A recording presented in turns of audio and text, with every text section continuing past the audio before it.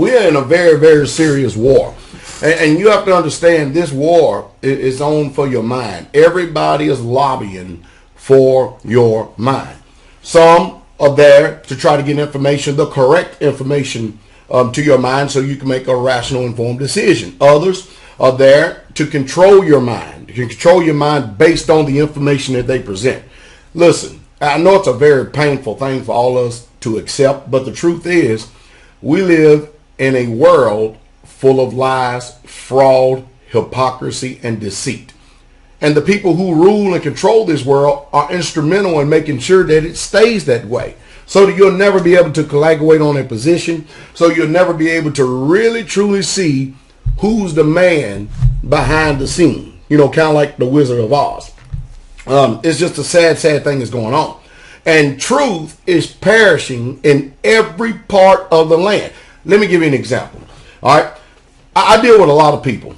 I get phone calls left and right. I emails left and right and stuff. And what we do is most of the sentiments that I receive is based on personal opinion.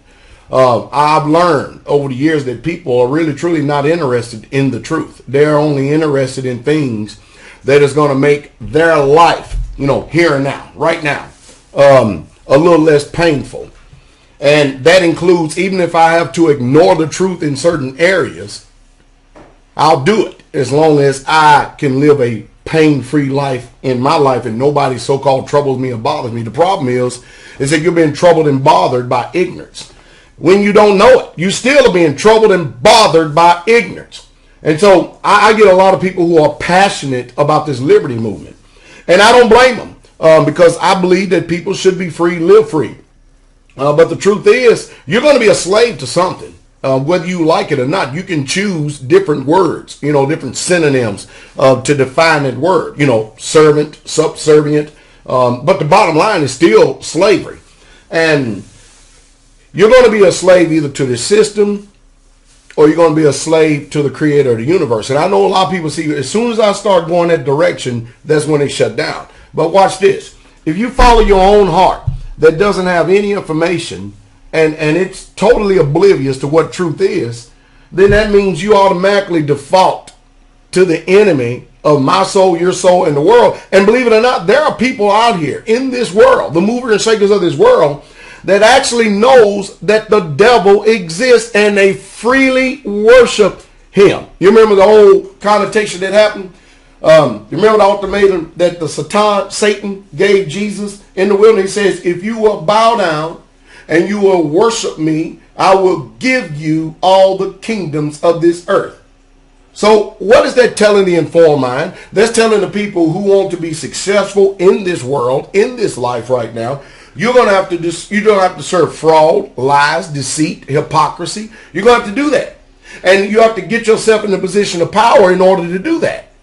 And hey, I can go on and on and on, but that's basically what's going on. Whether you choose to, I know it's very painful, but you know, the bottom line, all of us are going to die one day. Every single one of us, and ain't nothing we can do about it. There's no machine that's going to keep you living. There's nothing that can replace every organ in your body. You are still going to die. It's just a fact. But how you die is what's going to determine eternity. Now, hey, I understand. You keep your opinion.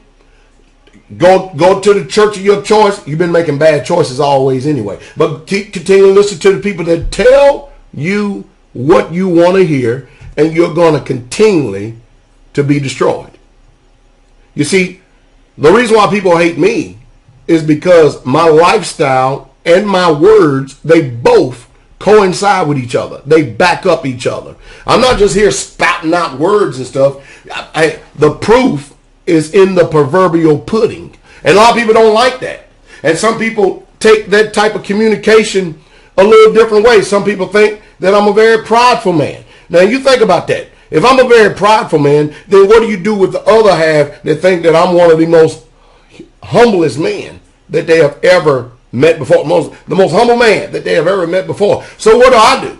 Do I take the position? Do I take the opinion of the ones who think I'm prideful? Or do I take the one, accept the ones who think that I am a very humble man? Well, I tell you what I do. I take the ones that think I'm a very humble man who understand my thought and my intent. The prideful people, at least the people who accuse me of that, they don't understand. Now, hey, I don't mind, because I do know that every single man has a measure of pride. Believe it or not, we all do. But I've learned over the years, in this little short time I've been existing here on this earth, that whenever I ignore truth, I don't care what that truth is and how painful that truth may be. If I refuse to accept that truth and change my life to line up with that truth, I ultimately end up suffering. I don't like suffering. I really, truly don't. And I don't think you like suffering either.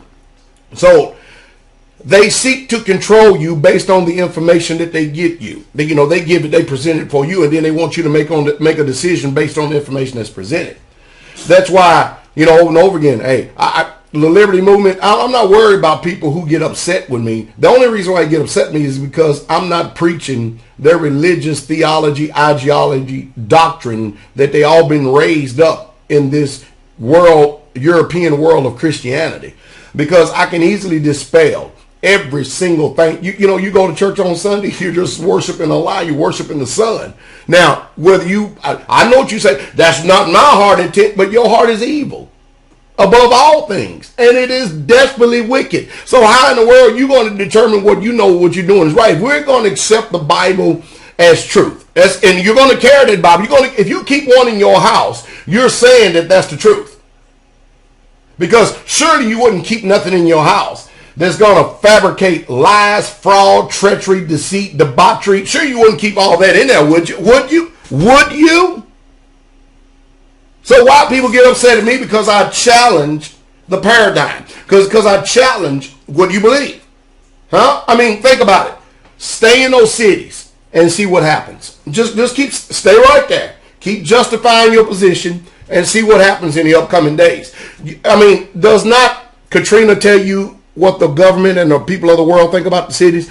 Does not these Occupy Wall Street movements, which is all but fizzled out and dead by now, do they not tell you what's going on? They all know that you're gonna cry wolf, and pretty soon you're gonna go away. You can see that free speech is over in America. Look how hard the government came out in resistance. You can see video after video after video of people, so-called quote-unquote Constitution of the United States of America, protesting their government for redress and agreements no matter where they may be. And look what happens. The government brings out the police. And because the police, you have to understand, that's their livelihood.